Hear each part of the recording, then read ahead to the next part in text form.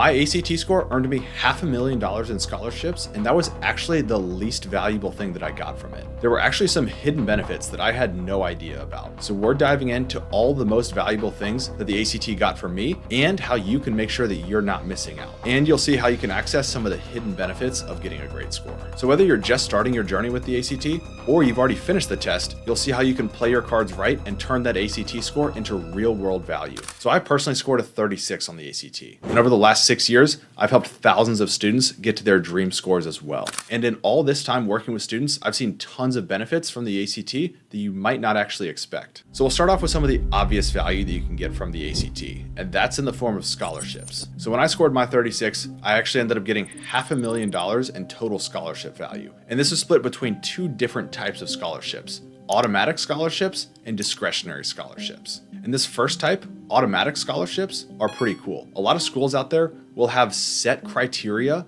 where if you just hit their benchmark targets, then they'll give you a certain amount of scholarship money. So for example, for me, I applied to the University of Alabama, and if you go on their website, you can look at exactly what criteria they want you to hit in order to get a certain amount of scholarship dollars. For example, if you look at this table right here, if you're applying to Alabama and you get a 32 on the ACT, they automatically give you $28,000 in scholarships per year. There's no separate application you have to fill out. There's nothing else that they look into other than the criteria that are in this table right here. So you don't have to fill out some extra essay. You don't have to hit any extra qualifications. You don't have to have saved the world and cured cancer or any of that stuff. You just automatically, if you get that 32, you get over $100,000 if you multiply that 28,000 by 4 years. And there are a number of different schools that do automatic scholarships just like this one. It's not just University of Alabama. I think University of Tennessee, Missouri, Ole Miss, there are a number of them out there. If you do your research into these automatic scholarships, you can easily earn 6 figures with a decent ACT score. And now staying within this category of automatic scholarships, there was actually a second way that I was able to earn a lot more money in total scholarships, and that was through state-funded programs. So personally, I am in the state of Florida, which has an awesome program called Bright Futures. So Bright Futures is a program where if you get a 25 on the ACT, you can actually go to any public state school. So that's University of Florida, Florida State University, UCF, USF. There are a number of different ones. If you get a 25 on the ACT, you automatically qualify for a 75% tuition scholarship. And if you do a little bit better and you get a 29 on the ACT, you automatically get a full tuition scholarship to any of these schools. So Florida has a great program like this, and this is how I was able to earn more scholarships, but you want to look into your specific state. So whatever state you live in, just go ahead and type in automatic state scholarships for insert state right here. So you want to do the research for the state that you live in. I think there are a couple of other states that have similar programs, like Missouri has Bright Flight, but basically just go type in Google automatic state scholarships for like insert my state here, and you'll be able to do your own research there. And you'll be able to see if your state has anything cool like Bright Futures does in Florida. Now, whether it's a school-specific automatic scholarship or if it's one that's funded by your state, the ACT is a critical component of earning these scholarships. In fact, there was a study done back in 2019 by Granite Education where they looked at all of these automatic scholarships, and they found that the value of increasing your ACT score by just 1 point got you a return of $8,451 in terms of these scholarships on average. So think about that for a second. If you just go from a 26 to a 27 on the ACT, that's $8,451. That's pretty incredible. And I would say that that value is actually understated now because since 2019, there's been a lot of inflation and the price of everything, but specifically the price of college. So I would say that $8,451 is probably well over $10,000 for every ACT point right now. And I could say that is probably a decently conservative estimate as well. So when you're thinking about studying to increase that ACT score, just keep that in mind that each point that you get could be worth as much as $10,000 on average. And I would say with what we're going to talk about next with discretionary scholarships, it could even be worth a lot more than that. And that's because discretionary scholarships is the next type of scholarship that I was able to earn when I was applying to college. So discretionary scholarships are typically merit-based scholarships, and these are given out by the specific school, just like some of those automatic scholarships were. But these ones take into account a more holistic look at an application rather than just looking at a set like table of criteria like those automatic ones were. And with these merit-based scholarships, one of the biggest factors that they're going to be looking for is your academic achievement, which obviously the ACT is going to be a big player in. And when I was applying to school, the ACT was pretty much the main part of my application, and I was able to earn pretty significant scholarships at schools like the University of Richmond and William & Mary. So you definitely want to look into, again, the schools that you're applying to and see whether or not they have some of these discretionary merit-based scholarships available and what the criteria that they're looking for are. For another example, one of my students named Ava was applying to SMU, and because she had a 30 on the ACT and a strong application overall, she earned $88,421 in scholarships there. Now, before we started working together, she actually had a 22 on the ACT.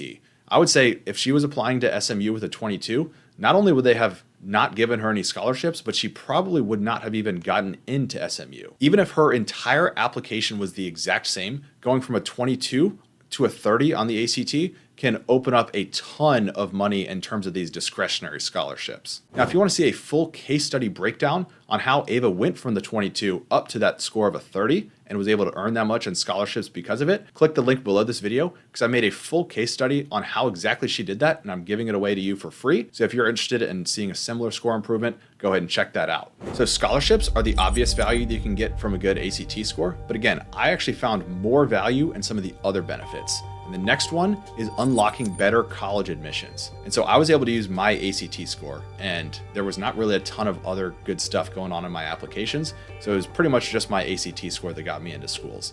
I was able to use my score to get into 2 different top 5 schools, MIT and the University of Chicago. Now, I ended up attending the University of Chicago, as that piece of paper on the wall behind me says, but my ACT score gave me the option to attend multiple different elite schools. Now, this might be a little bit controversial, but there are tons of benefits of going to a school with a better reputation. It doesn't matter whether or not you think it's fair.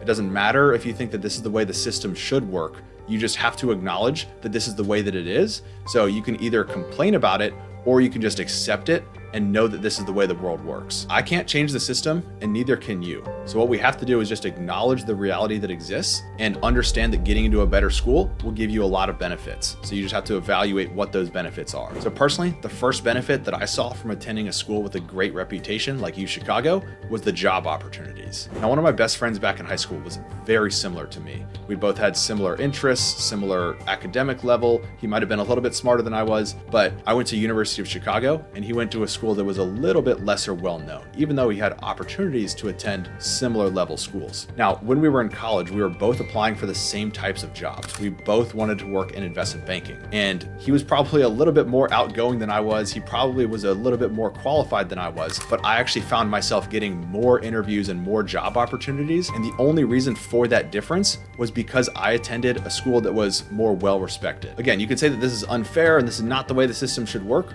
or you can acknowledge that these benefits exist. So because I went to a better school, I was able to get my foot in the door with a higher paying investment banking job than I probably would have gotten if I hadn't attended that school. So that's a benefit that I can directly attribute to my ACT score that I can't even put a value on. Like, what's the value of getting an incredibly high paying job straight out of college? I don't know if you can put an exact dollar value on that, but it's definitely worth a lot. And the second benefit of attending a better known school is the value of trust and respect that you can get from people just from having gone there. If you take the most extreme example of this, which would be Harvard, if somebody tells you that they went to Harvard, you automatically are just going to trust and respect that whatever they're doing, they're probably well qualified. People are just not going to question you as much. So whether you're applying for a job, like I mentioned earlier, or if you're negotiating a deal, or you're just trying to generally get your foot in the door anywhere, you're going to have a lot better chance of getting whatever you want if you went to a better known school. So again, this is something that's tougher to put an exact dollar figure on, but I would say it's worth more than the value of scholarships to have people just automatically trust and respect you because of the school that you went to. And the third value of going to a better school is the value of the network and the people that you surround yourself with.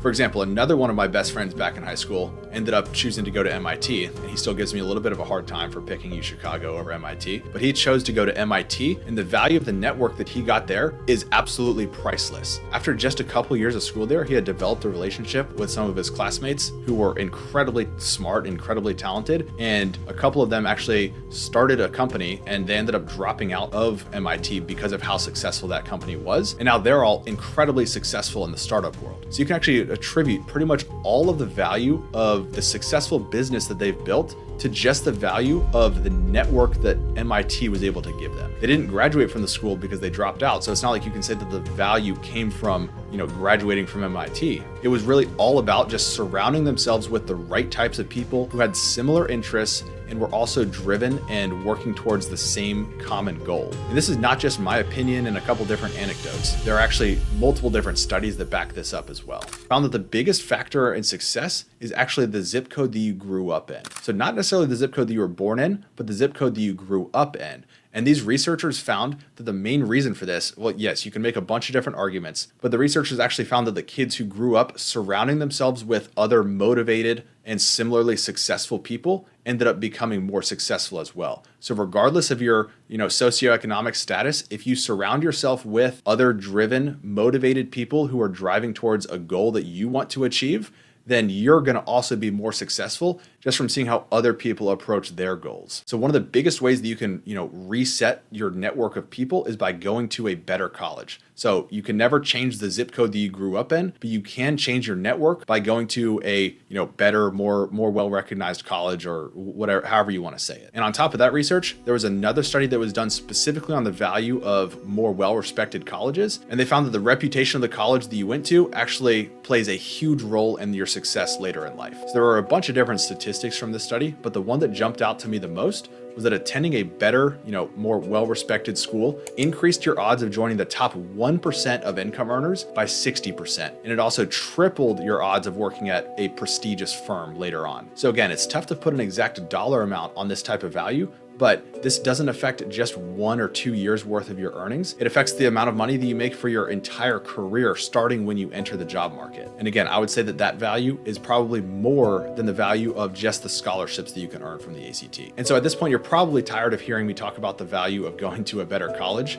But I'll also say that whether you go to a more prestigious college or not, getting a better ACT score can actually help you get a better job anyways. And this is where I'll go back to the story of my own job. So I was able to get my foot in the door with some interviews with investment banking jobs, not just because of the school that I went to, but my hiring manager actually told me later on down the line that my ACT score actually put me a little bit ahead of some of the other candidates for the role, and it made them a lot more open to hiring me. So believe it or not, your future employer will probably ask about your ACT score. And again, whether you went to a prestigious school or not, that ACT score that you got can still impact the job that you're going to get. So again, I would say that the value of getting into a better school, getting a better reputation, a better network, and a better job down the line are worth far in excess of the scholarship dollars that you're going to get from your ACT score. Now, that's not to knock the value of scholarships at all. That's actually just to point out that there are a lot of other benefits to getting a great ACT score that you may not have necessarily realized. Of course, I still think it's awesome when people earn scholarships. Like when I earned like $500,000 in scholarships, that was awesome. When Ava earned $88,000 in scholarships to her dream school, that was pretty awesome. Or like Robert, who has another great story where he was actually not going to attend college because he had decided that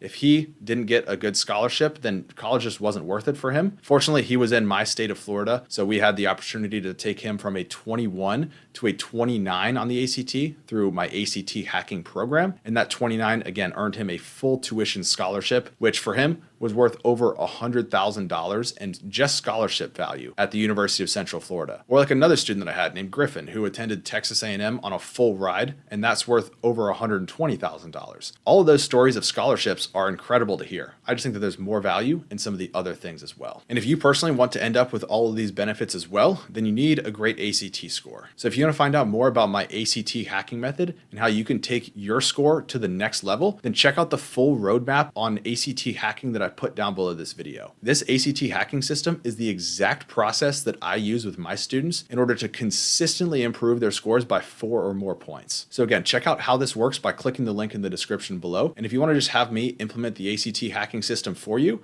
then what you can do is go over to my Instagram. Again, that'll be linked further down below. Go over to my Instagram and just message me, and we'll come up with a plan to get your student to their target score. Other than that, stay tuned to the channel here on YouTube and over on Instagram for more free guides on how to improve your ACT score, how to get the most value out of your ACT score, and how to get into the best colleges.